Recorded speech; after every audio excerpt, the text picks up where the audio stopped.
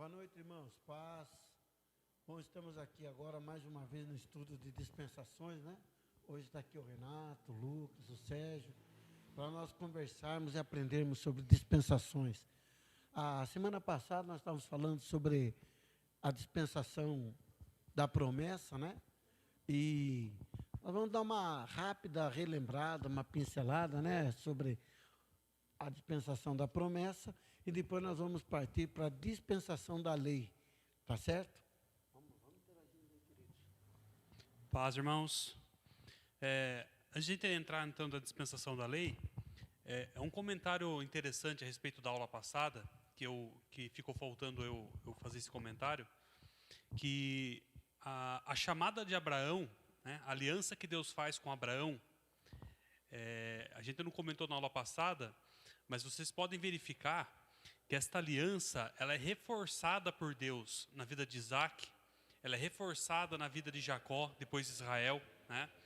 Então, até a libertação do povo de Israel do Egito, para finalizar essa dispensação, Deus sempre lembra dessa aliança. Faria de ti uma grande nação, né? Então, vale a pena reforçar esse ponto.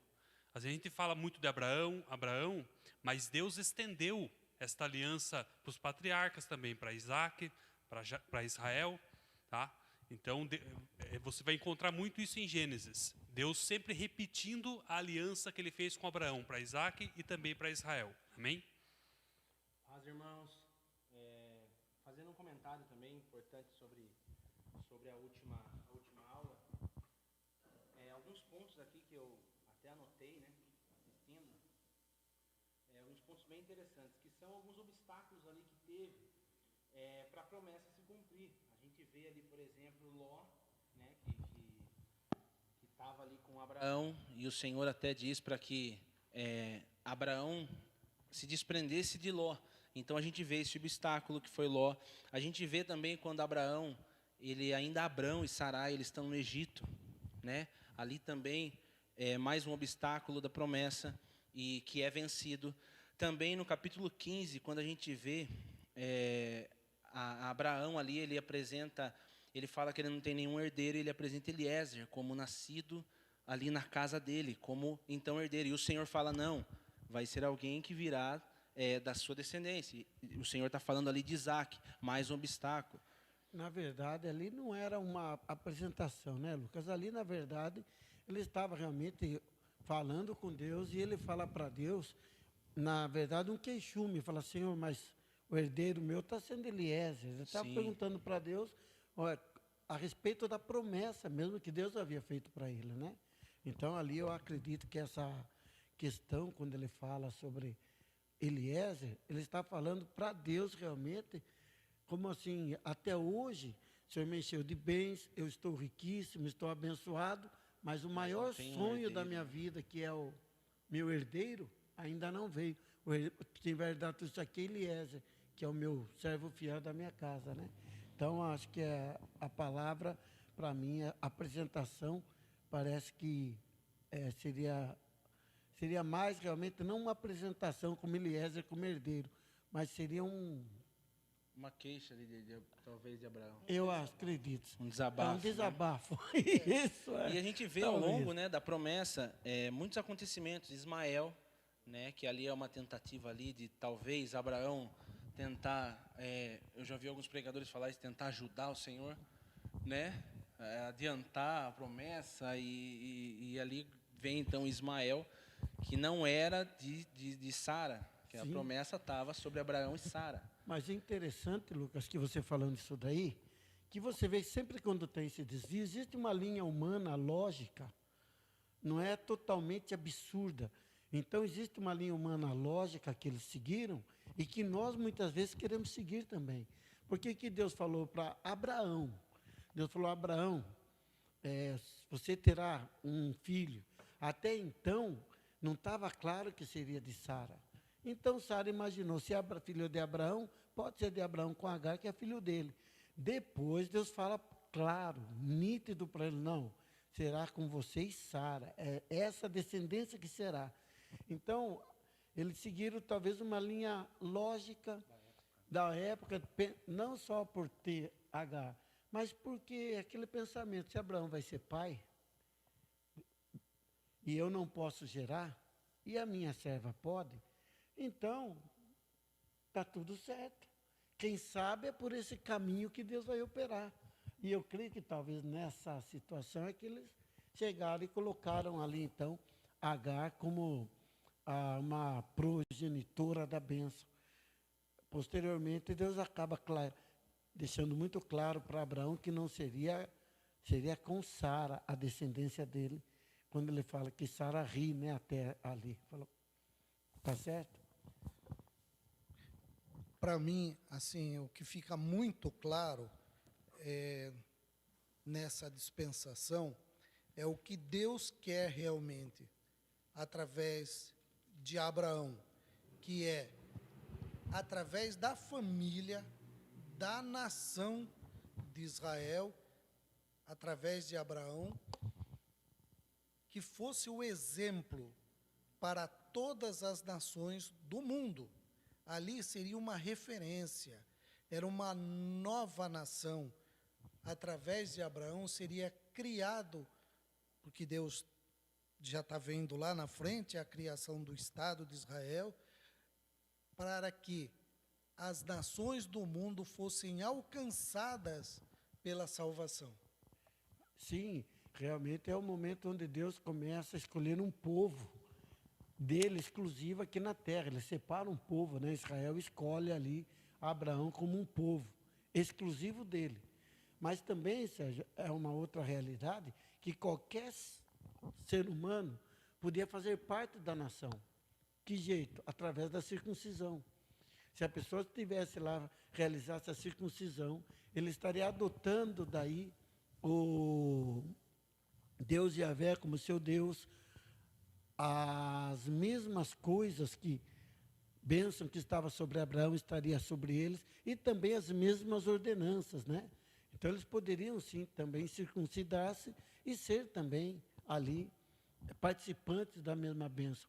Então, de certa forma, tinha um povo exclusivo, um povo separado, que Israel foi excluído, mas quem quisesse entrar nesse ambiente, circuncidando, eles entrariam dentro dessa mesma perspectiva aí. Né, Renato? Amém. Bom, acho que de tudo que ficou da promessa, realmente, Deus chama Abraão, ali a promessa, Deus faz uma aliança com Abraão, né, de uma terra prometida, e onde ele pusesse a planta dos pés dele, seria a terra que Deus daria para ele. Então, ele teve que demarcar essa terra, andando pela fé por essa terra. Depois, Deus falou para ele que a geração deles ficaria 430 anos cativos, tá? E aí, então, a dispensação da promessa, ela termina realmente com a entrega da lei lá no Monte Sinai. Bom, então, queridos, tem alguma pergunta aí que fale da graça? Tem? Da graça da promessa? Tem uma pergunta aqui que fala sobre Romanos 5,14, que quer dizer o quê? Como a morte reinou de Adão até Moisés?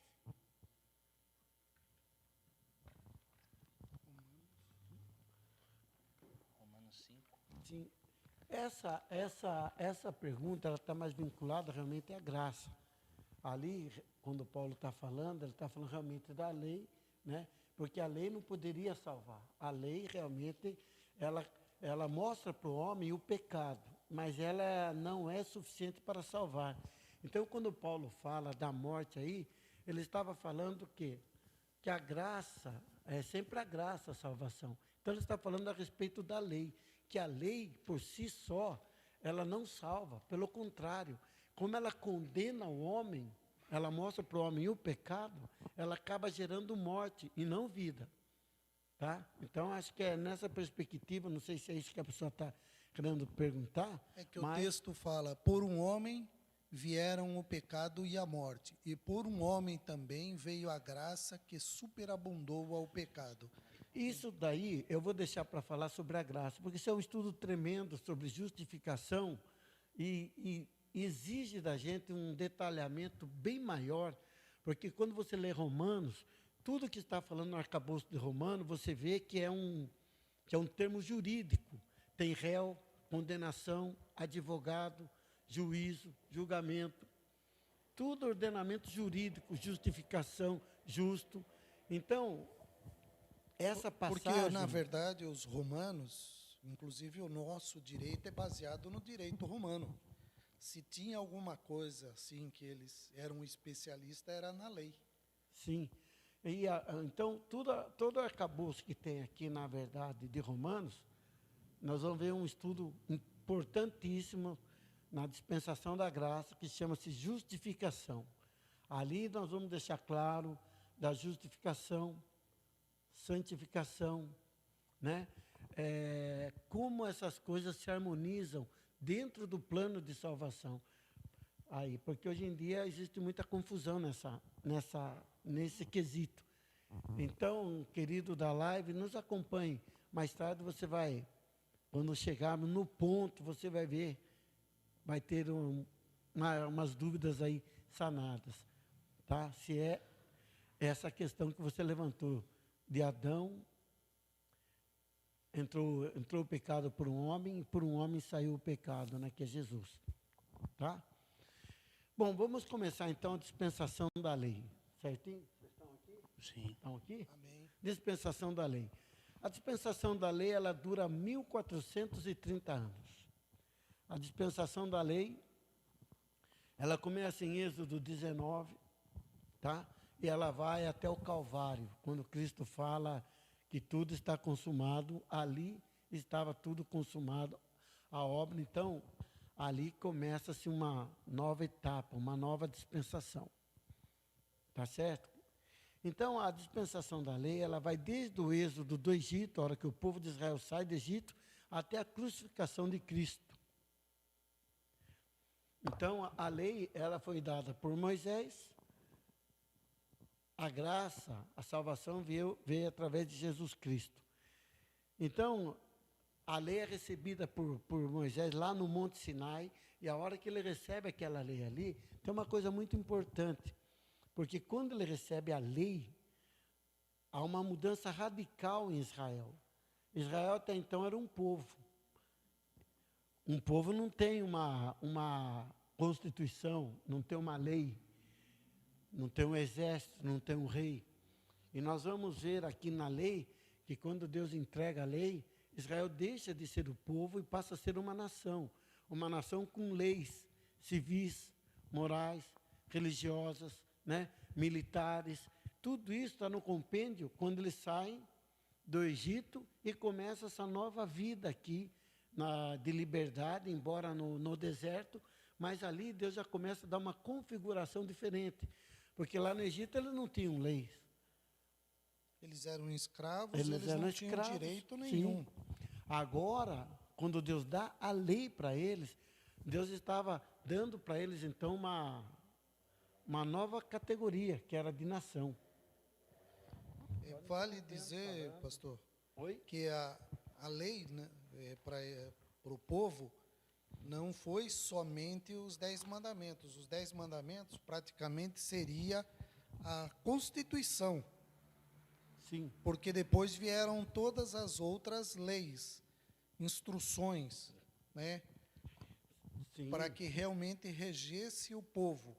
É que nem nós olhamos hoje, nós temos a Constituição, né? Depois nós temos o Código Civil, o Código Tributário, nós temos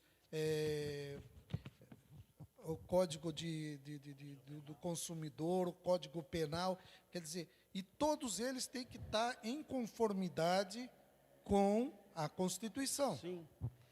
Sim, aqui em Israel, na verdade, muitos dividem até as leis de Israel, os 10 mandamentos como a lei moral, né? Depois os estatutos que tem lá como lei civil, e depois Êxodo 25 a 31 como a lei cerimonial, que são as leis religiosas ali.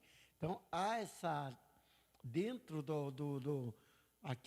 da lei, tem todo esse arcabouço que Deus coloca, que é a lei moral, que são os 10 mandamentos, lá em Êxodo capítulo 20, Quando chega em Êxodo 21, 1 a 23, 33, Deus está estabelecendo a lei civil, e de Êxodo 25, 1 a 31, 18, a lei cerimonial, que era como se sacrificaria, como faria os cordeiros, todas essas questões aí.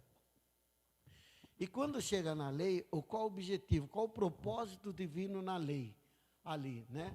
O propósito é, primeiro, fazer de Israel uma propriedade peculiar. Êxodo 19, 5. Deus queria uma nação peculiar, uma nação que fosse exclusivamente dele.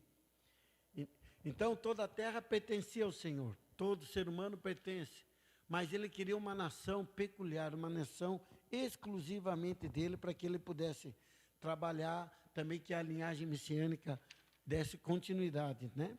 A ideia da palavra santa, né? Escolhida, separada. Separada, né? Exatamente. Fazer de Israel também um reino de sacerdotes, também é esse em Êxodo 19, 6, ele fala isso, né? É lógico que sacerdote e reino, o que é? O sacerdote, ele intercede a favor dos homens perante Deus. Essa era uma função também que Israel teria que estabelecer, de interceder, de realmente ser um modelo, ser um exemplo, tá? Para as nações aqui terem um modelo do padrão de que Deus, que agradaria a Deus. E também intercederia pelas nações. E rei, por que reino? Reino vem de rei. Quem seria o rei de Israel? Seria o próprio Deus. O rei de Israel não seria um ser humano, seria o próprio Deus. Essa era a proposta de Deus para Israel. Tanto que até antes de Saul, Israel viveu sem rei humano, porque era um governo teocrático, onde Deus reinava, por causa de Êxodo 19, 6. Qual era a referência para criar esse reino? Como assim? O reino de Israel, qual era a referência? Era os céus que Deus estava... Sim, eram os céus, eram os padrões que Deus estabeleceu divinos, que eles deveriam ter essa conotação. E fazer de Israel também 3 pontos. Uma nação santa, tá? Fazer de Israel uma nação santa. É lógico que nós vamos ver que santificação nunca é através de obras, coisas assim. Sempre foi através do sangue do Cordeiro, o perdão dos pecados. Mas uma vida moral íntegra, que agradasse a Deus, isso sim, Deus exigia de Israel. Então, propósitos divinos são apenas 3 na dispensação da lei. Fazer de Israel uma nação, uma propriedade exclusiva. Fazer de Israel um reino de sacerdotes, onde Israel pudesse interceder pelas nações, em que Deus mesmo seria o seu rei. E fazer de Israel uma nação santa, tá? Uma nação que fosse separada, exclusiva do Senhor Deus. Vale a pena lembrar também, irmãos, a lei dada por Deus, tanto para organizar um povo que estava uma mente de escravo, passou muitos anos no Egito, com uma mentalidade de escravo, então precisava realmente de leis, de regras, de ordem, para Israel começar então a se comportar como nação. A gente vai observar que durante a dispensação da lei, vai ter época de juízes, vai ter a época dos reis, né? A gente conhece a história dos reis, por exemplo, quando o povo começa a pedir um rei para Deus, mas as coisas que Deus coloca para Israel, aqui na dispensação da lei, é sempre na ordem correta, é sempre no momento certo. Deus, ele começa a ensinar o povo que as coisas que ele vai começar então a instruir o povo através da lei, através das regras, através do comportamento, sempre tem um momento correto das coisas acontecerem. E em cada momento que Deus começa então a tratar com o povo de Israel na lei, é sempre apontando para Cristo. O apóstolo Paulo, inclusive, fala que a lei serviu como um aio para Israel. Serviu como um aio, é aquele que apenas direcionou, apenas aquele que guiou Israel até Jesus Cristo. Então, todo o cumprimento da lei se cumpre em Jesus Cristo. Então, toda a lei dada por Deus a Israel era um apontamento, então, era uma preparação de uma nação toda para que eles pudessem, então, receber o Messias no momento correto. Agora, veja bem, aio, querido, se você não sabe o que é aio, quando, na época que Paulo cita, era simplesmente uma pessoa que levava a criança até a escola. Então, esse era o aio. Ele pegava a criança e levava a criança até a escola, até essas coisas. Então, ele usa isso para dizer da lei, que a lei levou até Jesus Cristo, que é o Salvador. Então, é essa figura. Agora, o que é importante também, que não só na lei, Deus vai abrindo as cortinas do céu. Lá, em Gênesis, aparece só um cordeiro sacrificado. Chega a Abraão, já é um cordeiro sacrificado, que representa ali o filho no altar, e um cordeiro, já é um outro indício. Mas quando chega agora na lei, realmente o tabernáculo, o estudo de tabernáculo, quando você tem aquilo do templo, cada objeto ali tem uma representação. Cada desenho na roupa do sacerdote tem uma representação. Por exemplo, na roupa do sacerdote existia uma romã. E o que é a romã? A romã é uma fruta fechadinha que tem uma coroa. Quando você abre, ela é cheia de sementinha de vermelhinha, por dentro ela é branca. O que estava simbolizando ali? Estava simbolizando realmente Cristo reinando sobre a igreja. Um corpo só, Cristo reinando, mas quando você abre, está eu, você, todos nós sendo cobertos pelo sangue do Cordeiro. Então, cada detalhe ali tinha uma representação específica. Tabernáculo, as roupas dos sacerdotes, são tantos detalhes que você estudando, quando você estuda, você vai vendo que tudo aponta. Até mesmo o sacrifício do Cordeiro, o sacrifício do Cordeiro da Páscoa em especial, que era um cordeiro que era separado 4 dias antes, não era de imediato, ele era separado com 4 dias de antecedência. Aí a pessoa ficava observando, ver se esse cordeiro, ele não tinha nenhuma doença, nenhuma enfermidade. E quando ele constatava que durante todo aquele período ele não apresentou doença, aí sim ele ia ser sacrificado. E esse cordeiro também não podia ter nenhum osso quebrado, quando eles comessem a Páscoa. Exatamente quando você vê a figura, é isso que Paulo fala que Cristo é o nosso cordeiro pascal, é muito parecido. O que acontece? Jesus também, antes, ele passa a semana em Jerusalém, ele é provado, ele é testado de todas as formas, açoitado, e depois que ele passa por esse crivo sem pecado, é que ele sobe ao Calvário para ser sacrificado. Se em algum momento ele tivesse pecado, algum momento ele tivesse sido picado pelo pecado, então ele não poderia nem subir na cruz do Calvário. Ele seria rejeitado ali. Então, a lei ela é muito rica nisso, né, Renato? Quando a gente chega e vai vendo esses detalhes, é muito rica nesses detalhes, apontando para Cristo. Posso falar sobre, na verdade, eu queria fazer um leve comentário aqui sobre os 10 mandamentos. Lembrando que o povo tinha saído do Egito, aonde tinha milhares de deuses, milhares, ou pelo menos havia um Deus para cada dia, né, do ano. Então, eles vinham e quanto mais Deus estivesse, mais poderoso, mais seguro eles se achavam. E Deus estabelece o seguinte: só existe um Deus. Eu sou o único Deus, criador dos céus e da terra. Então, ele está explicando ao povo. Outra coisa, se nós olharmos até como nós estudamos lá com Abraão, o pai dele, Terá, produzia imagem. Sim. Então, toda aquela região era comum as pessoas fazerem imagem de santos, de personagem, de deuses. E uma dos 10 mandamentos, ele fala: não tereis outros deuses diante de mim, não farás para ti imagem de escultura, nem alguma semelhante do que há em cima nos céus, nem debaixo da terra, nem nas águas debaixo da terra.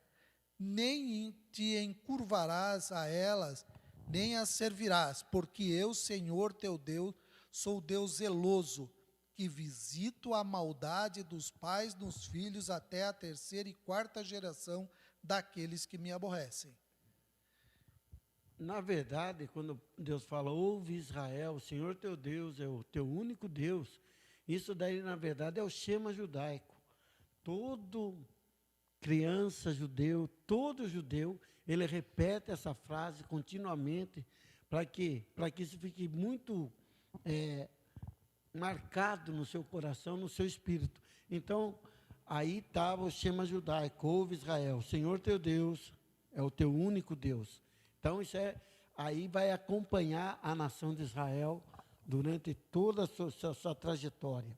Agora, quando nós falamos da lei, querido, a lei aqui, né, ela é uma aliança que não é de obras, ela é uma aliança também de graça, não é? Porque nunca as obras podem salvar, né? As obras não salvam. O que salvava o ser humano sempre foi o sangue do Cordeiro, até no Velho Testamento, tá? Então, às vezes, as pessoas podem imaginar, por exemplo, quando fala lei e graça, muitas pessoas põem como se a lei e graça estivesse no ringue, uma disputando com a outra, uma coisa também que não é real, né? A lei era o caminho da vida, e não o caminho para a vida. A lei era modo de viver do povo de Israel, uma forma de conduta, certo? Que agradaria a Deus, que levaria eles a receber as promessas de Deus, mas não a vida eterna. Então, era o caminho da vida, e não o caminho para a vida. O caminho para a vida sempre foi a vida eterna, digo, o sangue do Cordeiro, tá? Por quê? Porque sem sangue não há remissão de pecado. Viu, pastor? Mas muitas vezes, tem até igrejas que às vezes falam o seguinte, ó, nós temos que olhar o que está no Novo Testamento, porque o Velho Testamento, a lei, acabou. Com a morte de Jesus na cruz, cessou a lei. E não é isso que o senhor está querendo dizer. Que a lei, na verdade, ela é a forma de nós percebermos, se nós não tivermos a lei, nós não vamos perceber o nosso pecado. Sim. Senão nós vamos entrar naquela graça sem limite. Sem lei não há pecado. Como a transgressão da lei se não existe lei? E se a lei deixou de existir, como que nós vamos dizer então que é pecado?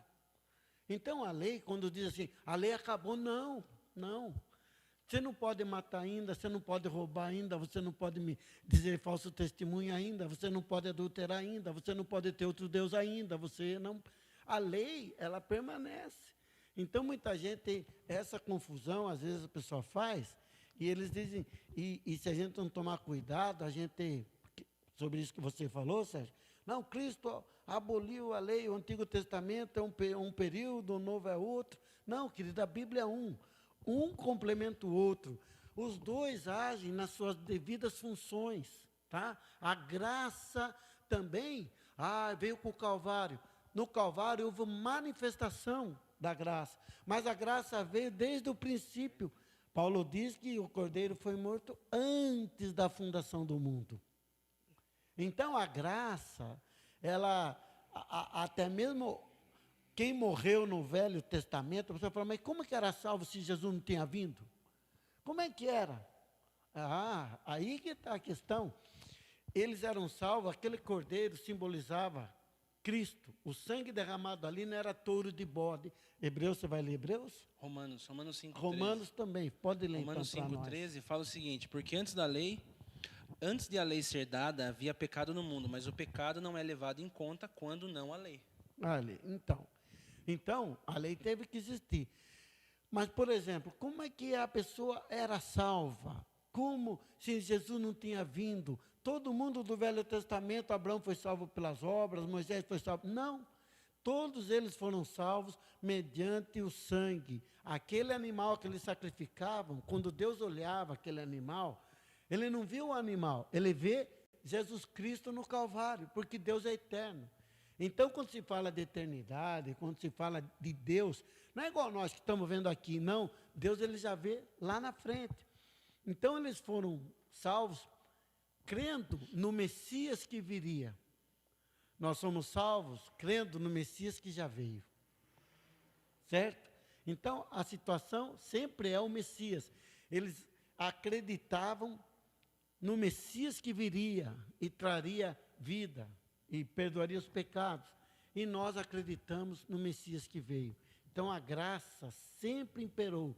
Sempre a salvação foi pela graça. Desde o início, quando Adão e Eva pecou, Deus matou o cordeiro. E falou para a mulher, da sua semente nascerá aquele que pisará a cabeça da serpente. Ali já estava estabelecida a graça de Deus, que foi antes da fundação do mundo para todos nós. Porque o sangue do cordeiro lá atrás, ele cobria, né, pastor? Sim. E o sangue de Cristo, ele tira o pecado. Sim. Sim. Por isso que a gente fala, irmãos, quando fala Cristo cumpriu a lei. Porque toda a lei, principalmente a cerimonial, ela era um indicativo para Cristo. Toda a cerimônia, toda a lei instituída por Deus para Israel, levava a Cristo, simbolizava Cristo que ainda não tinha vindo. A partir do momento que Cristo veio, ele cumpre a lei. Toda aquela cerimônia, todo aquele ritual se cumpre em Cristo. Então tudo aquilo lá passa a ser desnecessário, porque a gente começa a viver então numa época onde o próprio Cordeiro, o próprio Cristo, ele morre e ele cumpre esta lei. Até um ponto muito bom do Antigo Testamento, quando Deus coloca, você observa isso desde a construção do tabernáculo até o templo, que era o véu. O véu era colocado ali porque Cristo ainda não tinha vindo, e existe uma separação, então, do lugar santíssimo com o lugar santo. Então, Deus colocou uma restrição por causa do pecado, do acesso do homem para com Deus. Essa etapa teria que ser cumprida por Cristo. Então, todos nós sabemos, então, quando Cristo morre, o véu do templo, então, rasga de alto a baixo e se cumpre esse processo da lei. Então, você começa a observar que as cerimônias que era feita no Antigo Testamento passam, então, a ser desnecessária, porque Cristo cumpriu todas elas. Então, nós vivemos numa época onde Cristo já morreu, já ressuscitou, ele vai voltar. Então, hoje, aquelas cerimônias de sacrifício de animais, de ter um véu separando o lugar santíssimo do lugar santo, é desnecessário, porque isso já foi cumprido por Cristo. Amém? Só uma colocação, até o porquê que havia o sacerdote e tudo mais. Porque quando Deus foi falar com o povo, lembra, com Moisés, o povo não aguentou a glória de Deus e disse, Moisés, vá você falar, porque senão nós vamos ser consumidos. Então, aquela situação, o povo se via em situação de desobediência, de pecado, que ele não poderia enfrentar. O monte fumegava. Ele não poderia enfrentar a glória de Deus. Realmente, que quando o pecado, Deus, a santidade dele vai fulminar o pecador. O pecador não tem condições de ver Deus. Então, realmente, depois do sangue do Cordeiro, quando nós estivermos glorificados, com o corpo glorificado, então nós veremos ele como ele é. Hoje não. Hoje ainda, quando Cristo fala que ele veio, que nem você falou, cumpriu a lei, na verdade, quando Cristo cumpre a lei ali, né, talvez a palavra certa que a turma fala é que aboliu, não seria praticamente assim, o termo abolir, quer dizer, não existe mais, não tem mais, não. Mas Cristo nos libertou do que a lei nos impunha, que era a morte. Porque nós não conseguimos cumprir, então nós estávamos fadados a morrer. Por quê? Porque pela lei, ninguém tinha condições. O único que cumpriu a lei integralmente foi Jesus Cristo. Então, a justiça dele, Deus imputou a nós. Isso vai ficar mais claro quando estivermos ali, no tempo oportuno, falando sobre justificação. Mas a palavra é que realmente Cristo, ele nos livrou daquela condenação que a lei nos impunha. Então, todo aquele que recebe a Cristo, ele não está mais sujeito àquela condenação imposta pela lei. Quem não recebeu Jesus Cristo ainda está debaixo dessa condenação. E a lei também, né, pastor? Uma colocação boa com referência. A lei, na verdade, ela seria um raio-x, onde ela mostra ali o estado da pessoa, mas ela só aponta para o remédio. Ela não Então, o remédio vem com Jesus Cristo. Então, ali na manifestação da graça, o remédio vem, então, a salvação, e vem, então, o remédio para sanar esse problema do homem, né, que a lei, ela evidencia. Ela está ali, aparece a chapa ali, está com um problema, beleza, está com um problema, mas ela não dava a solução do problema, ela apontava para a solução, que era Jesus Cristo. Então, a gente vem desde o começo lá falando que o ser humano, no começo, não tinha lei. Deus colocava algumas alianças para o ser humano. Aí, só para deixando muito claro para nós, sempre muito claro, não há meio de salvação, não há meio do homem obedecer a Deus, a não ser pela graça. Pela graça é que nós, às vezes, temos ali o livre acesso a Deus, que Ele nos perdoa. Veio desde o Éden, aí chegou na consciência, onde Deus fala, vamos deixar o homem, então, ser guiado pela sua consciência. Vamos ver se pela sua consciência ele consegue agradar a Deus. E Deus estabelece algumas alianças, o homem de novo quebra, não consegue. Veio o governo humano, bom, deixa o homem então governar, ele quer governar. E lá também ele estabelece outro problema, também cai. Aí Deus confunde as línguas. Então nós vamos vendo, na promessa, Deus já faz então uma outra dimensão. Deus promete para Abraão, dá algumas promessas para Abraão, que é estabelecido na graça, né? Porque Abraão não tem que fazer nada, ele tem que obedecer a Deus e ter fé, né? Andar pela fé. Ali Deus começa então a estabelecer a fé para ele. E aqui chega nos 10 mandamentos, na lei, aí Deus coloca realmente leis, estatutos, para que o homem pudesse andar num estilo de vida diferente. Para quê? Porque era uma nação que Deus chamou para ser um modelo, um exemplo. Então, não podia ser igual às outras nações, com inúmeros deuses, com tantos sacrifícios de crianças, né, que eles faziam naquela época. Israel não podia fazer. Israel fez muitas vezes. Terrível, né? Há umas cenas na Bíblia onde o profeta realmente, Deus chama a atenção do povo de maneira séria, porque eles estavam oferecendo sacrifício a Deus Moloque. Moloque era um Deus que ele tinha as mãos, aqui os braços dele havia fogo, no ventre havia fogo, e o povo de Israel sacrificava seus filhos, neném, colocava vivo na barriga de Moloque e deixava queimar. Como se fosse qualquer um que não conhecesse a Deus. Então Deus vinha realmente para Israel, ali naquele momento, com correção, com disciplina, para que eles retornassem ao caminho de Deus. Para que eles entendessem que o que eles estavam fazendo não era agradável a Deus, e Deus nunca exigiu isso.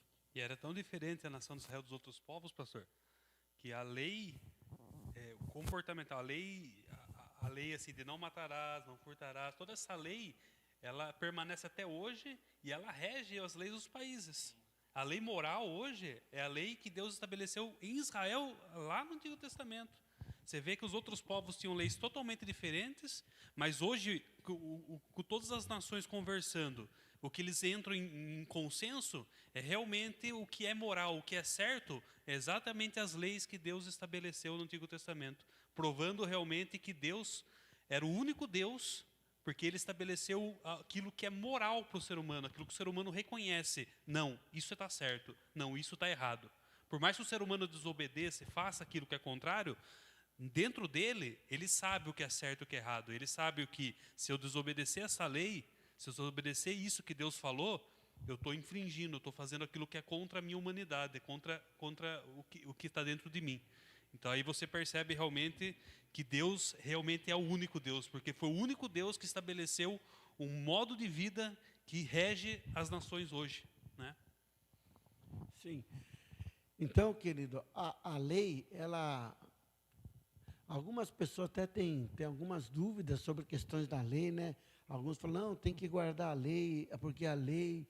Quando falamos de animal, que tem muitos animais que eram limpos, animais que eram impuros, que não pode comer, quem sabe, às vezes, a pessoa tem algumas dúvidas dessas questões, né? Ali.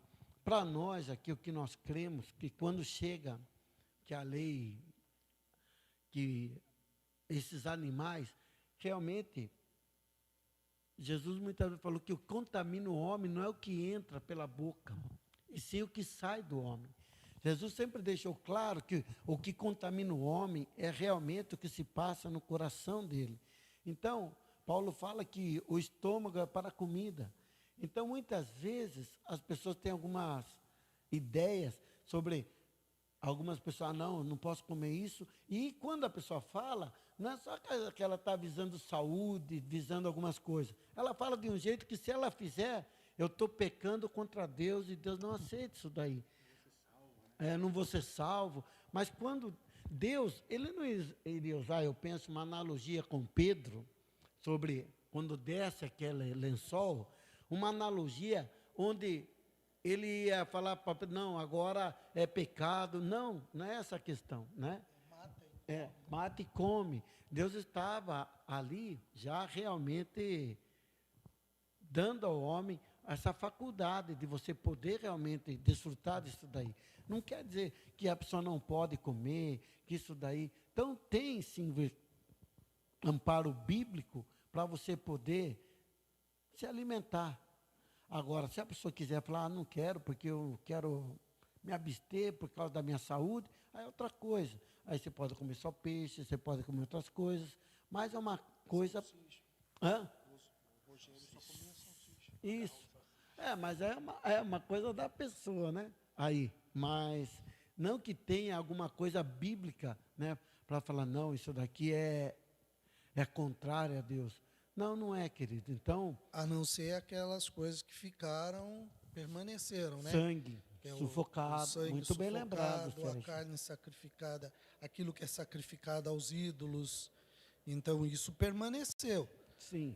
Ou carne sufocada, né? Isso daí realmente na igreja, lá no concílio, quando Tiago eles escreve, fala, vocês têm que se abster de umas coisas. Sangue, então carne sufocada, né? Não, nós realmente não comemos carne sufocada, o sangue nós não comemos, nem chouriço, não. Por quê? Porque é sangue. O sangue realmente lá em Atos, quando a igreja nasce, está sendo nessas dúvidas, então o concílio dos apóstolos, a instrução dele é exatamente essa: se abstenha da carne sacrificada aos ídolos e do sangue. Isso daí vocês não comem. Pastor, com relação dos 10 mandamentos ao sábado, porque no original, a palavra, na verdade, o sábado, ela era sabá, né? Não sabá. Era sábado, era o dia de descanso. Sim. Então, muitas vezes as pessoas ainda estão presas ao sábado. E ele estabelece, na verdade, se você olhar, por que Deus estabeleceu um dia de descanso? Porque o povo tinha vindo do cativeiro no Egito, onde eles não tinham descanso. Eles trabalhavam todos os dias sem descanso nenhum, eles não tinham direito nenhum. E Deus estabeleceu um dia de descanso para eles. E um dia que eles pudessem adorar a Deus, tirar esse dia para Deus. E a ideia era do dia do descanso oferecido a Deus. Sim. Agora, quando o Novo Testamento fala o dia do Senhor, ele sempre refere-se ao domingo, o dia que o Senhor ressuscitou, né? Então, a igreja, muitas vezes, para nós, o domingo, né, que é pecado, você trabalhar no domingo, não entendam mal. Mas, via de regra, para nós, é o domingo, é um dia para nós mais propício, onde a grande maioria está descansando. Por quê? Porque é o dia do Senhor, é o dia que o Senhor Jesus ressuscitou. Então, esse dia, a igreja primitiva, era no domingo que eles se reuniam, era domingo que eles celebravam, né? Então, algumas coisas, mas isso também não interfere na salvação. Isso não é uma coisa, por exemplo, que você vai dizer. Tanto é que Paulo falou, não há diferença de dias e dias, então, que ele está instruindo o povo, exatamente quebrando essas coisinhas tão pequenas, que as pessoas começavam a fazer uma guerra teológica em cima das questões, e que nós vemos hoje em dia. Aí Não eles- é o sábado que salva, é Jesus que salva, né? Sim, Se você e no- coloca E nem o domingo. o domingo salva, não, é Jesus. Sempre é Jesus. Ah, mas Jesus, mas tem que ser isso. Não, é Jesus que salva. Agora, quando falamos em santificação, ai, se eu não guardar o domingo, se eu não guardar o sábado, nós vamos ver para frente, na graça, algumas coisas mais profundas. Porque quando chega e Paulo fala sobre as obras da carne, em nenhum momento nós vemos sábado, domingo, terça ou quarta.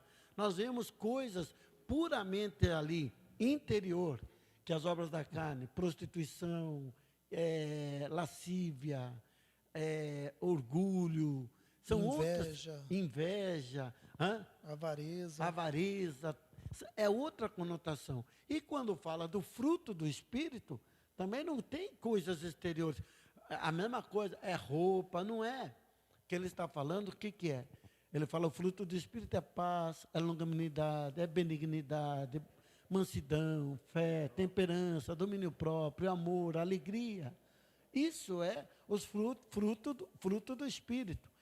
Então, essas briguinhas, entre aspas, ali por coisinhas pequenas, muitas vezes levam as pessoas a debates tão assim. Agora, o que é importante? É importante que a pessoa nunca substitua Jesus. Ah, minha igreja salva. Aí é um risco muito grande, meu querido.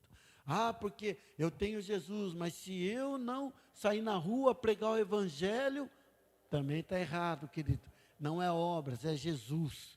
Não é aí que está a questão que nós falamos, né? Nós não somos salvos pelas boas obras. Nós somos salvos para as boas obras. Agora, depois de salvo, nós ganhamos condições, poder de Deus para viver uma vida nova, uma vida que agrada a Deus, sem mais orgulho, sem mais mentira, sem mais adultério, sem mais bebedice, sem mais tantas coisinhas que estavam sobre nós. Continuamos ainda pecadores, continuamos ainda muitas vezes errando, mas é um acidente de percurso. Pecado na Bíblia é errar o alvo. Não é uma prática. É exatamente, Lucas. É a gente errar o alvo. E quando a gente erra o alvo, o que você faz? O seu objetivo é acertar o alvo, não é? Você pega de novo e vou porque eu quero acertar o alvo. E não viver assim numa vida errada. Então, quando a pessoa recebe Jesus, é isso. Então, essas coisas do sábado, domingo, são coisas pequenas. O que é importante realmente, porque o sangue para Deus tem muita importância. Então, não pode chegar e comer sangue. Isso realmente é uma coisa que nós cristãos, na minha opinião, assim, no que eu creio, não é agradável a Deus. E isso está no ensino do apóstolos ali para a igreja primitiva. Se abster dessas coisas. E até com relação ao sábado, né, pastor? Se fosse uma doutrina, Paulo não usaria, o texto não estaria daquela forma, como a indiferença dos dias, de eu escolho domingo, eu escolho sábado. Paulo não daria essa opção, se fosse uma doutrina, né? Sim, sim. E doutrina, querido, é diferente de dogmas, diferente de costumes. Há muita gente que confunde costume, dogmas e doutrinas. Costumes, tem algumas igrejas que têm costumes, tem algumas que gostam de paletó, né? Tem outros, não corta o cabelo. É doutrina? Não, é costume. Por quê? Porque não existe, biblicamente, algo que dê amparo para isso. Porque, primeiro, que na época o homem tem que ter cabelo curto, a mulher cabelo comprido. Mas Sansão tinha cabelo comprido, e Deus que mandou deixar comprido, nunca pôr a navalha no cabelo dele. Como é que Deus faz? Então, algumas vezes... A barba era honrosa, né? Tanto é que os soldados barba de Israel, quando foram tirados parte do cabelo e da barba, eles se sentiram humilhados, né? Isso, para Israel. Para os gregos já não. Os gregos já faziam a barba, né? Mas o que acontece? São costumes. Agora, quando você vai para a doutrina, aí não dá para mudar. Por exemplo, doutrina. Salvação, só através de Jesus Cristo, doutrina bíblica. O Espírito Santo é Deus. doutrina bíblica, tá? O batismo. Isso, batismo, tá? Então, também é um sacramento ali, onde nós fazemos também o batismo.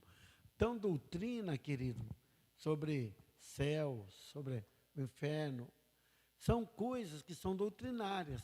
E batismo também é doutrina, porque todo salvo deve se batizar. Amém? Agora, então, existem essas diferenças aí. Fale sobre dogmas, pastor. Dogmas.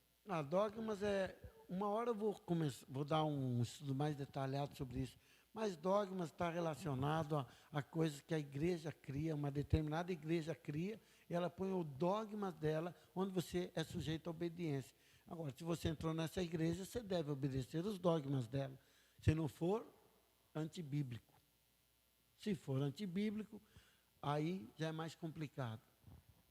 Porque muitas criam os dogmas e eles colocam como se fosse doutrina. E muitos que você vê realmente como doutrina. Se você não fizer isso, se você não pode fazer aquele outro, você não pode chegar a tal ponto. Então, aí já é doutrina. E mais uma vez substitui Jesus Cristo como o único e suficiente Vamos ser bem Salvador. assim. E o interessante é que a pessoa até fala de Jesus. E a impressão que você tem, se você não tomar cuidado, é que eles pensam igual a gente. Mas quando você vai aprofundando nas questões, você vai vendo diferenças significativas. É a mesma coisa, algumas pessoas, algumas crenças que põem outro livro, além da Bíblia, no mesmo patamar que a Bíblia. Sabedoria, reflexões. Né? Tem escritoras aí, escritos tal, de fulano, que é o mesmo patamar que a Bíblia que a pessoa dá. E quando ela fala daquele livro, é um livro com tal inerrância para as pessoas que se compara à Bíblia. Então, o único livro inerrante é a palavra, é a Bíblia. Não existe outro. Então, o Evangelho segundo Allan Kardec, sei lá, Ellen White, tal, outras coisas.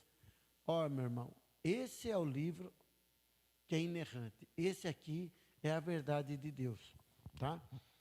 Bom, voltando aqui na dispensação da lei, nós vemos que a lei, então, amados, ela foi dada lá no Monte Sinai para Moisés, e o povo de Israel ali, ele começou a ser uma nação, que agora tem uma lei, que agora tem também uma lei moral, uma lei civil, uma lei também cerimonial, e eles começam a andar, então, pautados nesta lei, tá? Então, agora não é mais um povo sem lei, cada um fazendo o que era reto dos seus próprios olhos. Agora existe uma Constituição, inclusive escrita por Deus em tábuas, né? E foi guardada essas tábuas lá na Arca da Aliança, junto com a vara de Arão que floresceu com maná, está guardada ali na Arca da Aliança.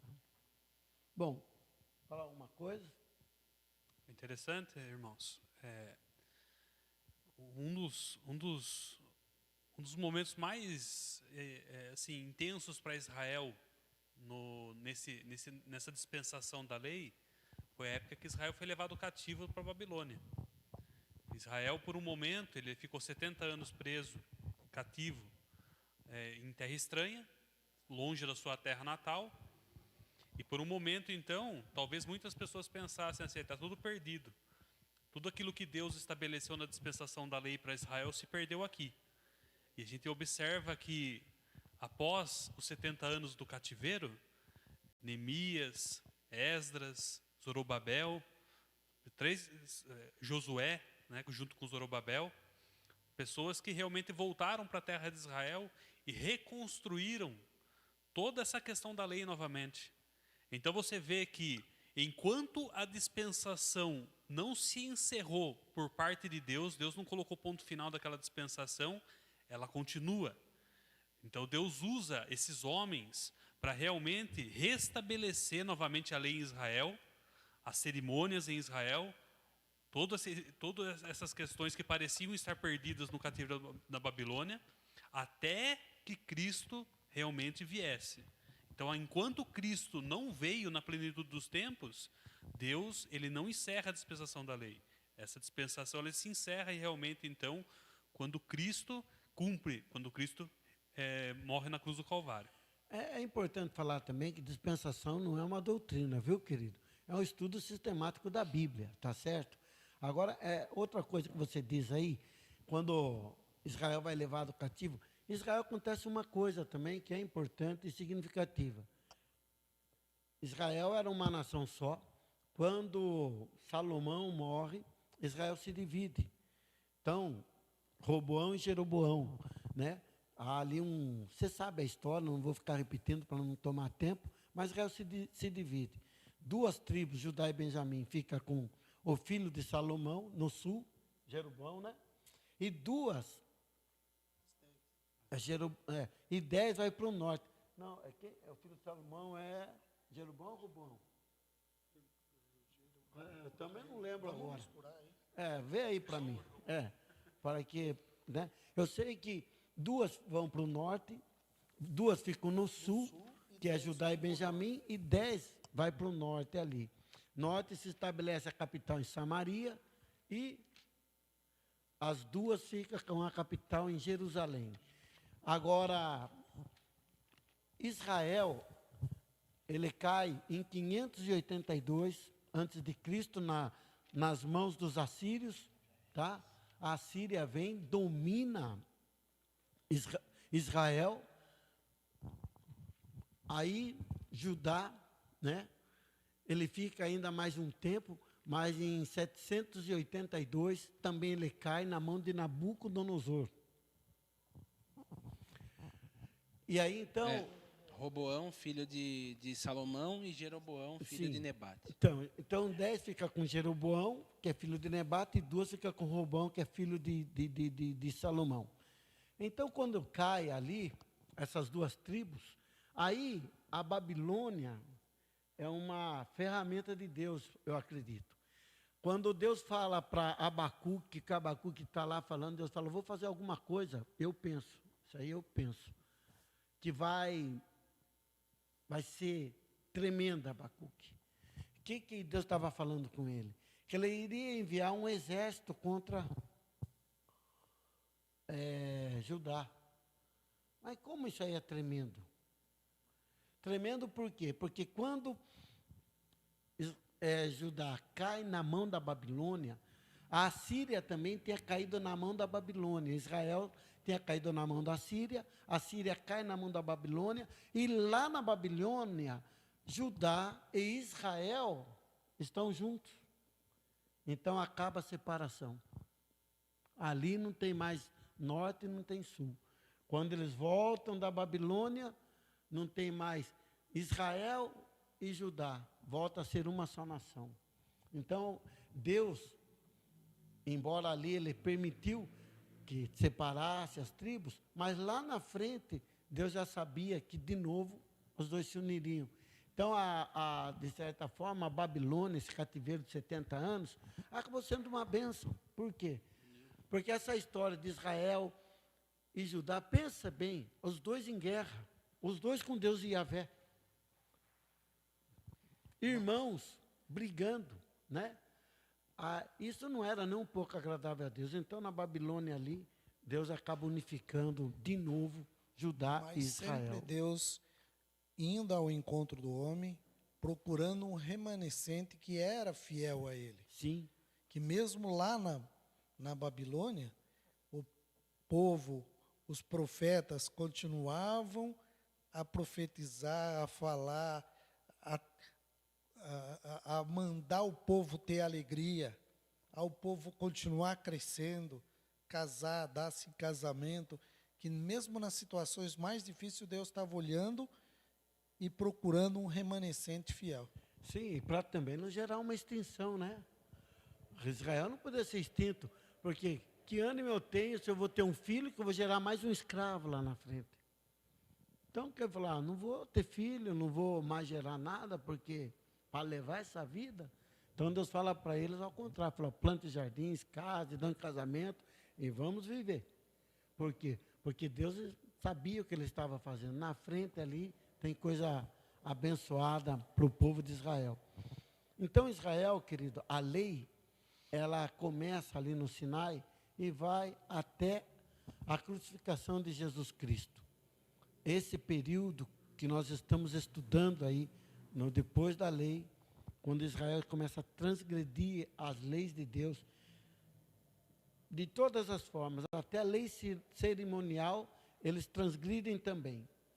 Há uma passagem em Oséias, onde os sacerdotes, que tinham 6 cidades de refúgio, Golã era uma delas, tinha 6 cidades de refúgio, Siquém. Então o profeta fala, agora está matando até no caminho de Siquém, que era uma cidade de refúgio. Quando alguém cometeu um homicídio sem querer, através de um acidente, ele podia se refugiar em Siquém, Golã, 6 cidades de refúgio. Quando ele estava a caminho, ele já estava protegido pela lei. Mas, de repente, o povo estava matando no caminho lá. Não era agradável a Deus. Outra coisa, até os animais que Deus exigia que fosse animal perfeito para ser sacrificado, eles começam também a dar animal com defeito. E Deus fala lá através de Malaquias, falou, leva para o seu rei, vê se o seu rei aceita. Ele não vai aceitar. Agora, se vocês me honram, onde está a minha honra? Trazendo esses animais desse jeito para mim? Então, Deus, ele começa na lei cerimonial também. A decadência do ser humano é espiritual, mas ela vai caindo, ela vai afetando todo o ser humano. Afeta o espiritual, afeta o emocional, afeta o físico, afeta o material. É uma decadência. E o moral também. Né? E o moral. Né? Então, querido,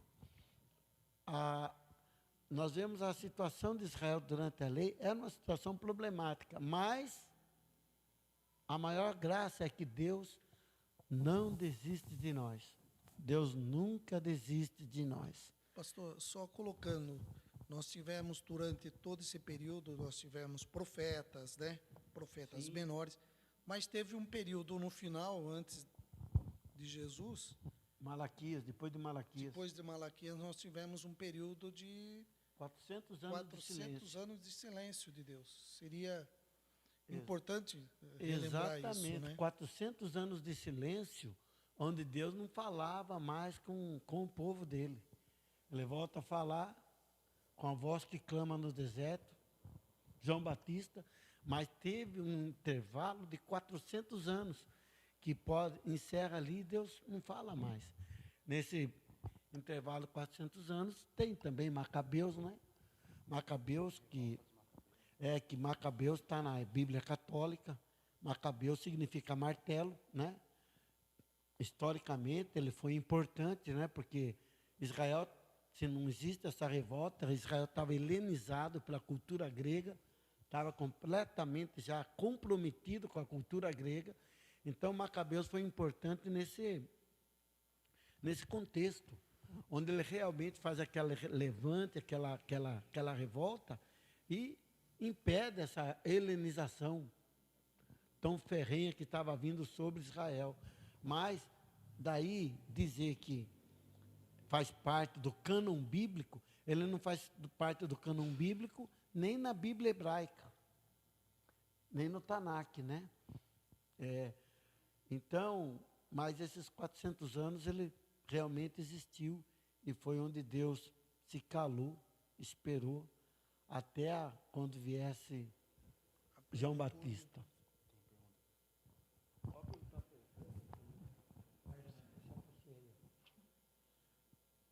Em Hebreus 7 fala sobre a ordem de Melquisedeque. Está falando do dízimo da antiga aliança para a nova? Melquisedeque, sim, ele Não, mas em Hebreus 7. Hebreus 7. O dízimo, é importante a gente frisar que o dízimo ele não é da lei. Muita gente fala, o dízimo é da lei. Não, o dízimo não é da lei. O dízimo, na verdade, ele é antes da lei, né? Abraão já deu o dízimo a Melquisedeque. Melquisedeque, Abraão entrega o dízimo para ele, depois ele dá vinho e pão para Abraão, né? Mas quando se fala do... Já era uma pré-figura de Jesus. Sim. Melquisedeque já é, ali em Hebreus, ele também já era uma figura de Cristo. Então, ele estava dando o dízimo para uma figura que simbolizava a figura de Cristo. Eu não sei se a dúvida é essa. O que foi a pergunta mesmo, filho? Fala sobre a ordem de Melquisedeque. Está falando do dízimo da antiga aliança para a nova? Mas a antiga aliança, por exemplo, eu não sei o que a pessoa quer dizer com antiga aliança, sabe?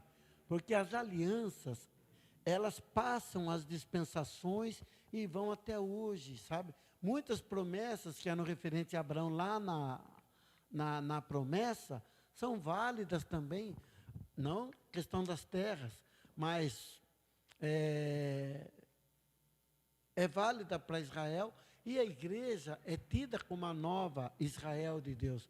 Então, pela fé, nós somos salvos. Então, a antiga aliança, a pessoa fala o quê? A antiga aliança da lei. É isso? Será? Agora, a lei não... O dízimo não é da lei. O dízimo, na verdade, ele é antes da lei. A primeira vez que o dízimo é citado é lá com Abraão e Melquisedeque. Mas isso não quer dizer que ele não existia, que passou a existir ali. Talvez não, tá? Mas ali é a primeira vez que é citado na Bíblia. E ele já era uma pré-figura de Jesus, porque ele era não tinha um reinado específico dele.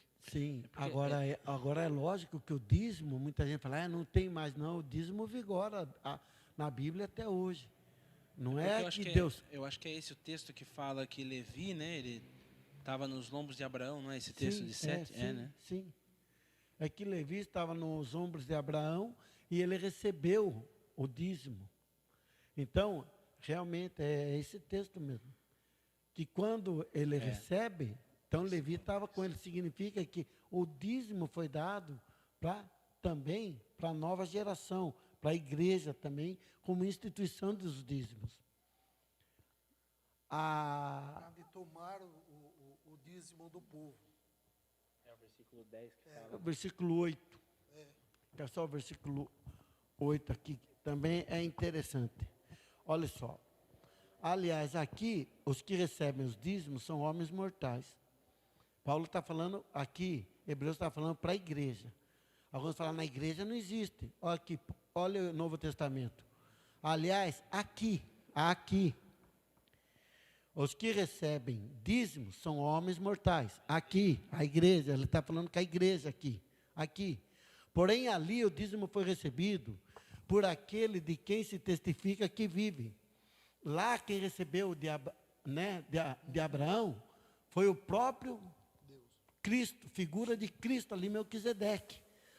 Agora, o primeiro ele ofereceu ali como a Deus, recebendo. Agora, aqui na terra, quem recebe são os homens mortais. Eu creio que ele quer dizer, quando a pessoa está entregando o seu dízimo ali, na casa do Senhor, que é realmente o pastor, a pessoa que está recebendo ali, que ela está entregando o dízimo ali, aqui é mortal, mas faz uma sombra daquilo que aconteceu lá, que está entregando para Deus e não para o homem. Aí que pesa muita responsabilidade de quem recebe o dízimo entender a gestão do dízimo, o recurso do dízimo. Não pode ser usado de forma inapropriada, não pode ser usada de forma onde a pessoa possa satisfazer os seus desejos, aquilo, não. O dízimo não é do pastor, o dízimo pertence a Deus para ser usado na casa de Deus. Mas eu acredito, respondendo, não sei se seria entre aspas, que eu entendi que a pessoa está querendo falar, e é pertinente o que ela disse, que dá para sim fazer uma ponte, uma alusão do que era da antiga aliança, né? Para nova aliança.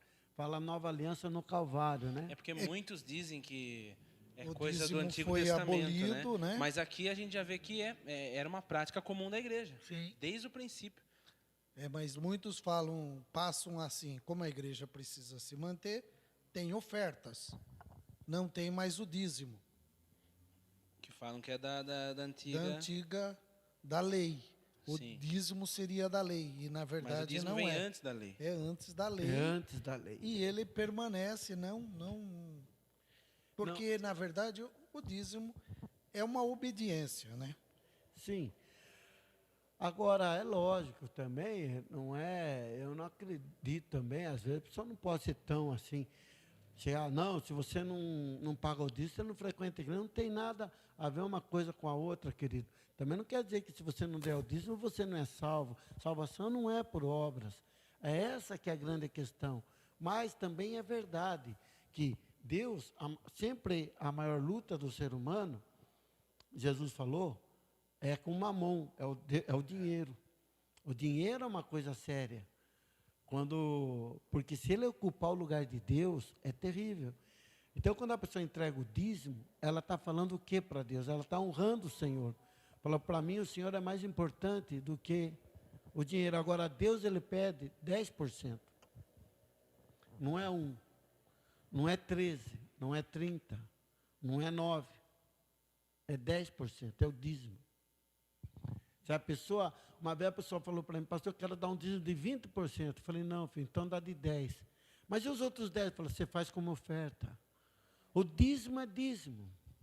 Não existe dízimo de 20%, e nem de 9%, nem de 8%. O dízimo não é nós que criamos o dízimo, é a Bíblia que fala.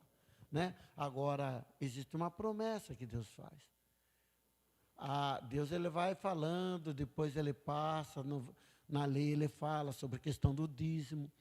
Aí, quando chega em Malaquias, aí Deus é mais sério. Aí, realmente, ele fala assim, ó, vocês me roubam. Mas em que te roubamos, Senhor? Nos dízimos. E nas ofertas alçadas? E vocês estão falando o que vocês me roubam? Então, aí Deus dá uma figura terrível no que ele fala. E não tem nenhum lugar na Bíblia depois disso, a não ser conjectura humana, quando a pessoa quer se livrar e não quer dar. Então, o mais simples é você falar, eu não quero dar. Não fala que não é bíblico, não arranja desculpa. Simplesmente fala assim, eu não quero dar, porque eu não quero, e eu gosto muito do dinheiro, e é muito dinheiro para dar 10%, então não vou dar. Você está sendo mais sincero, mais claro. Mas não queira pegar a palavra de Deus, adulterá-la, distorcê-la, para satisfazer o seu raciocínio humano. A Bíblia, ela interpreta-se a si mesma. E você não vê nenhum lugar da Bíblia abolindo o dízimo. Não vê. Tá certo? Pastor, só uma dúvida. Eu já vi dúvidas com relações a isso sobre o bruto, se é do bruto, se é do líquido, ou também se é do... Não vou entrar no meio dessa questão. Ou também se é somente do salário, ou de algo que eu vendi uma propriedade. Não vou entrar no meio dessa questão aí. Sabe por quê, querido? Fiel é fiel. Você tem que entender, é uma relação tão pessoal, fidelidade, que é sua com Deus. Agora, você querer falar que o pastor faça para você e fale para você, é complicado falar. Eu acredito que se você quer ser fiel, fale com Deus. Se você for fiel ali, agora é lógico que aqui na igreja tem pessoas que realmente é fiel. Eu vejo às vezes, né, que alguma pessoa ela dá, quando ela recebe até o PPR, ela dá outro. Mas eu não ando atrás disso, quem dá, quem não dá, quem faz, quem não faz. Isso é de fórum pessoal, querido. Agora, uma coisa é verdade, Deus falou. Que quando você entrega para Ele, não pautado na ganância, que há esse o erro que as pessoas estão hoje, que ele pauta a sua oferta, o seu dízimo na ganância. Eu vou dar para Deus porque eu quero ganhar 1000. E algumas pessoas ensinam isso. Eu quero ganhar 1000. Então, francamente, você está dando para Deus ou para você mesmo? Se eu der para você, Sérgio, R$100, porque eu estou esperando que você me dê 1000, para quem que eu estou dando? Né? Então, mas para mim mesmo, eu estou nessa expectativa. Porque eu estou pautado na ganância. Ganância não é o que Deus ensina. Algumas pessoas usam até ali, não é bonito, porque Deus tinha um filho. E porque ele queria muitos filhos, ele deu um. Quantos aqui são filhos de Deus? Todo mundo levanta a mão. Olha quanto ele ganhou. Falando o quê? Isso também, querido, não tem uma conotação bíblica, esse argumento. Deus deu seu filho unigênito. E o que nós temos é que realmente Por amor, buscar a as Bíblia coisas deixou dos muito céus, claro. né? Nós temos que buscar as coisas dos céus que são eternas. Sim, mas eu digo assim, a questão do dízimo. O jeito certo de fazer as coisas de Deus é pautada no amor. Porque foi por amor que Deus entregou Jesus Cristo. É o maior modelo. Então, se você ama, você faz. Se você não ama, você não faz. Então, eu não vou. Essa pergunta é muito complicada, Lucas, de responder. Ô, pastor, vale comentar também que Deus ele não faz negociação com ninguém. Deus ele é o dono do ouro e da prata, né? É que eu sempre falo, a gente dízima, a gente oferta, porque a gente precisa crescer nessa questão. Porque quando a gente dá do jeito correto, quando a gente dízima do jeito correto, a gente vai aprendendo a não ficar preso ao dinheiro. E isso está muito ligado, porque Deus conhece o coração. Quando Deus vê que o seu coração é sincero e que você não está preso ao dinheiro, Ele não tem dificuldade nenhuma em te abençoar mais ainda, porque Ele sabe que você não está preso nisso. Agora, quando a pessoa começa a querer negociar com Deus, querer dar para receber mais, como é que Deus conhece o coração? Como é que Deus vai começar a querer dar mais dinheiro para uma pessoa que está presa a essa ganância? Mas eu acho que é mais profundo que isso. Quando Deus estabelece, falou, se você entregar, eu abrirei as janelas dos céus, a pessoa entra debaixo dessa bênção aí. Quando Deus fala em Provérbios 3:9, honra o Senhor com suas primícias, Deus não está atrás de dinheiro, Deus não está atrás de oferta, Ele está atrás de honra. Honra o Senhor com seus dízimos, honra o Senhor com suas ofertas. É questão de honrá-lo, entender. E honra é isso, não é pelo que você faz, é pelo que você é. Ele é Deus, Ele é Senhor. Quando os magos foram lá, os reis do Oriente foram lá, Jesus não tinha curado ninguém, Jesus não tinha feito nenhum milagre, Jesus ainda era um bebê. Só que eles entendiam quem era aquele bebê. Porque eles entendiam quem era aquele bebê que eles levaram ouro, mirra, presentes, pelo quem ele era. Quando nós entregamos os dízimos à oferta, não é pelo que Deus fez ou vai fazer por nós, mas é por quem Ele é. Ele é o Senhor, Ele é o nosso Deus. E Ele falou, trazei os dízimos à casa do tesouro. Ele disse para darmos ofertas alçadas. Então, em honra a Ele, porque quando você obedece, você faz aquilo que quer, você está honrando o Senhor. Então, a honra a Ele nós fazemos. Tá? Então, acho que é mais um princípio de honrar a Deus do que qualquer outra coisa. Porque Deus, na verdade, Ele sempre, a igreja sobreviveu. Deus sempre é o alicerce e o Senhor da igreja, ela vai sobreviver, né?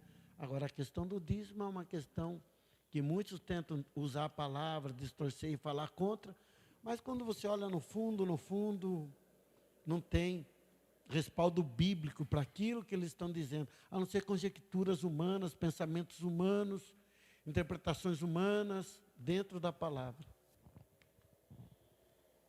Amém, queridos? Hoje nós nos estendemos um pouco mais aqui na pergunta. Eu não sei se consegui responder a pergunta dessa pessoa que falou, que é uma pergunta pertinente, que com certeza também enriqueceu a aula, as perguntas que foram feitas, perguntas boas, tá? E Deus abençoe muito vocês por esse tempo. Deus abençoe Cris, Deus abençoe Wagner, Deus abençoe Oswaldo, Tinho, Deus abençoe você, Kathleen, que está sempre conosco aqui. E obrigado mais uma vez. Na semana que vem nós começamos uma dispensação tremenda, que é a dispensação da graça. A nossa, né? A nossa dispensação. Você vê que são 7 dispensações, querido, que estudando a Bíblia sistematicamente você vê. 7. Nós estamos na 6ª. Na quinta. Não, Nós vamos para a sexta. não. Ah, Não, nós vivemos na 6ª. É. Sim, nós vamos para a sexta. Não, no estudo, mas nós estamos vivendo Para a sexta. na 6ª dispensação. São 7, eu estou querendo dizer isso. No finalzinho. No estudo sistemático da Bíblia, são 7 dispensações. Nós estamos na 6ª. Se você estivesse num curso de faculdade de 7 anos, você estaria no 6º ano, você dizendo, só falta um. Amém? Tudo está determinado e tudo tem corrido de acordo com o que a palavra tem falado. Tudo. Quando você olha a Bíblia, não tem, é coisa gloriosa.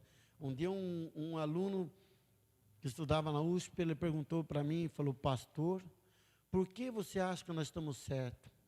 Porque se os Vedas, eles creem no livro dos Vedas, outros creem, o muçulmano crê no Alcorão, por que você acha que a Bíblia é o livro que está certo? Por que não é o deles? Por que não é do Confúcio? Por que não é de Zoroastro? Por que não são esses? Porque eu falei, olha, filho, eu vou dizer para você o que eu creio. O único livro que tem profecias é a Bíblia. Nenhum deles fala de profecias. Profundamente, como a Bíblia fala, o único é a Bíblia. E as profecias que a Bíblia falou, todas se cumpriram até hoje e cumprir-se-ão. Então, a Bíblia, para mim, é o livro sagrado que está acima de todo e qualquer outro livro que também chame para si o título de sagrado. Da Bíblia eu não tenho dúvida. Amém? Então, Deus abençoe. Obrigado pela sua atenção. Fique conosco, querido, e vamos andando. Aí, que a semana que vem é um estudo bem abençoado. Vamos falar sobre salvação, o tripé da salvação. Você vai entender melhor o que é o plano de Deus. Amém? Deus abençoe. Paz seja convosco.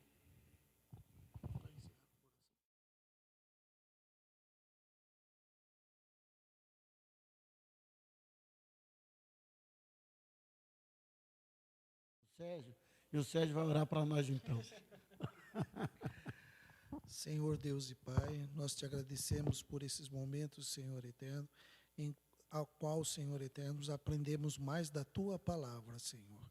Ajuda-nos, guarda em nosso coração, grava, Senhor eterno, tudo aquilo que nós aprendemos, Senhor, para usarmos no dia a dia, Senhor, e para levarmos o Teu Evangelho, em nome de Jesus. Amém.